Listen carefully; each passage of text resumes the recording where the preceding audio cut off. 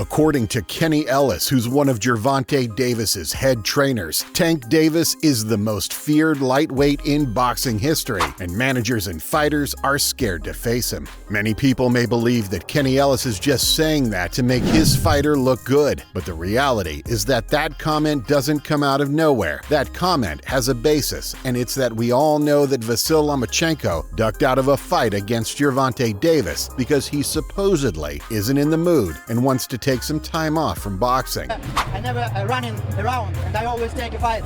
And right now I want to come back to my home, spend the time with my family, and after then I rest a little bit. We can talk about it. Not only did he duck Shakur, he also ducked Tank.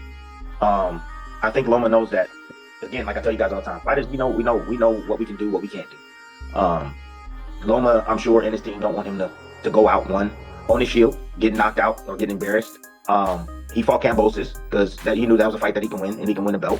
On the other hand, Shakur Stevenson took the matchroom route to fight Joe Cordina in a fight that absolutely nobody cares about. Shakur Stevenson was a free agent, and he could have easily signed a contract with Mayweather Promotions and thus guaranteed a multi-million-dollar fight against Gervonta Davis. But he preferred to sign with Matchroom, automatically ruled out the fight against Tank. So saying that Gervonta Davis is the most feared lightweight in boxing history is most likely not true. However, it's not crazy for Kenny Ellis to think that either. But the fact of the matter is that Tank Davis and his team also need to understand that 135 pounds is a declining weight division right now, and in my opinion, they should already make the decision to move up to 140 pounds full-time and leave lightweight. Most of the biggest stars that were at 135 pounds have moved up to super lightweight, so it's Tank's best interest to start thinking about moving up a weight class. The only two stars left at 135 pounds don't want to fight Tank, and outside of Stevenson and Lomachenko, there's nothing left in that weight class. At 140 pounds, Gervonta Davis can have the most lucrative fights of his career. For example, in my opinion, Tank Davis should cross the street and agree to a multi-million-dollar mega fight against Teofimo Lopez. I think that's one of the biggest fights that can be made in boxing right now. Absolutely everyone wants to see that fight, and I know that Teofimo Lopez could also cross the street and be the one to find the fight against Tank on Amazon Prime.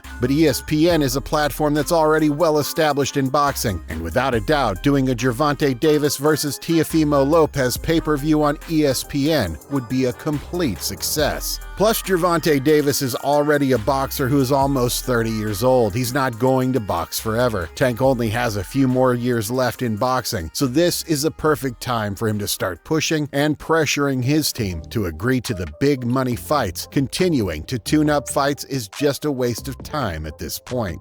Aside from the fight against Teofimo Lopez, he could also do the rematch against Pitbull Cruz that so many people have been asking for years. He could fight Devin Haney, and he could also fight Rayo Valenzuela. He could even agree to a catchweight to do the rematch against Ryan Garcia. All those fights are huge and would leave many millions of dollars in Tank Davis's bank account. Gervonta Davis is having a hard time finding an opponent to fight on December 14th. As I explained before, 135 pounds is a weight division that is in decline, and there are no big names for Gervonta Davis to fight. That is the reason why it's so hard for Team Tank to find a worthy opponent. But what is most rumored is that Gervonta Davis will finally move up to 140 pounds to fight Jose El Rayo Valenzuela. At the time of this video being edited, that fight is not yet confirmed, but it would not be a surprise if that fight is announced before this video is published. So if Tank Davis finally fights Rayo Valenzuela, he would be moving up to super lightweight and therefore doing what I want him to do, but half-heartedly, because I want Gervonta to move up to 140 pounds full-time, not move up to fight Valenzuela and then go back to 135 pounds like he already did in the past when he fought Mario Barrios. Back then, Gervonta Davis was in a similar situation, and his team decided that the best thing for him was to go up to 140 pounds to fight Mario Barrios, who at the time was interim champion. But Gervonta, after that fight, completely forgot about the super lightweight weight, went back to 135 pounds, and simply never fought at super lightweight again. So if he fights Rayo Valenzuela, I don't want history to repeat itself. Gervonta Davis may be a little small for 140 pounds, but his talent talent and knockout power make up for any physical shortcomings he may have. Gervonta Davis needs to start taking risks to become a legendary boxer. He hasn't even had a title unification fight yet, and that is totally incomprehensible because Gervonta, in my opinion, has enough talent to beat any boxer at both lightweight and super lightweight. I would even go so far as to say that if Gervonta Davis moves up to 140 pounds and fights the current champions, he would easily become the undisputed champion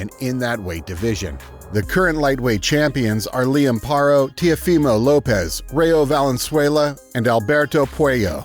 Out of all of them, Teofimo Lopez would definitely be the toughest fight for Gervonta Davis, but it's also very possible that it will be an easy fight because Teofimo Lopez is a very inconsistent boxer in his performances, although he regularly looks bad against elusive boxers who fight backwards. Gervonta Davis is a boxer who is completely the opposite of that. Tank always putting pressure on his opponents and exchanging punches. That style is perfectly suited for Teofimo Lopez to have a great performance. However, I don't think he'll be able to beat Gervonta Davis because I feel that Teofimo Lopez doesn't have the chin to withstand one or two clean punches from Gervonta Davis. Liam Paro, Alberto Puello, and Rayo Valenzuela are all great fighters, but they definitely can't stand up to Gervonta Davis. Valenzuela couldn't even withstand the power of Edwin de los Santos. What makes you think he can withstand the power of Gervonta Davis? Liam Paro doesn't have the power to keep Tank away, so he would be caught. And finally, Alberto Puello is a big guy with a lot of reach, but he also doesn't have the power to keep Tank away, and that means he would be caught too. That being said, if Gervonta Davis moves up to super lightweight, he could definitely be the undisputed champion easily if he puts his mind to it.